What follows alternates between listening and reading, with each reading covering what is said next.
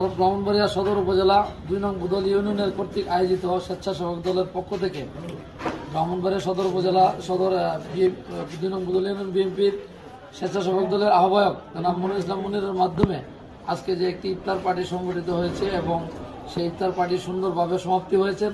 এবং এই ইফতারের আয়োজন এটাই জানান দিয়েছেন যে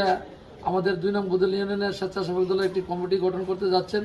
সেই কমিটিতে আমরা আমাদের উপজেলা থেকে যেসব নেতৃবৃন্দ, প্রধান অতিথি, বিশেষ অতিথি হিসেবে যারা আসছেন,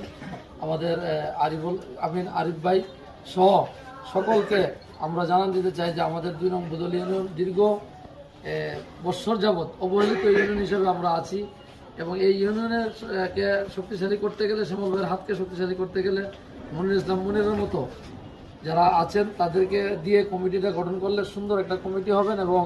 ব্রাহ্মণবাড়িয়া সদর উপজেলার উত্তরাঞ্চলের ২ নং বুদল ইউনিয়ন সর্বকাজে সর্বদিকে সবসময় দুর্দিনে সুদিনে সবসময় আপনারা পেয়েছেন, পাবেন। কিন্তু আমরাও আশা করি আজকে আপনারা যারা শহর থেকে এসেছেন, বিভিন্ন নেতৃবৃন্দ, সকলের কাছে আকুল আবেদন থাকবে। দীর্ঘ ১৬-১৭ বছর আমার ইউনিয়নের নেতৃবৃন্দরা বহুত ক্ষতিগ্রস্ত এবং আমার ইউনিয়ন অবহেলিত। সেই হিসাবে আপনারা আমাদের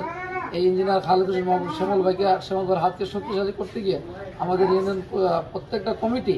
সুন্দর এবং সুষ্ঠু চিন্তা করে দিবেন যাতে আমাদের ইউনিয়নটা সুন্দরভাবে সুসংগঠিত হয় এবং সুন্দর গঠিত হয় এবং আগামী দিনে যেন আমরা শ্যামল ভাইয়ের পিছনে সকলে মিলে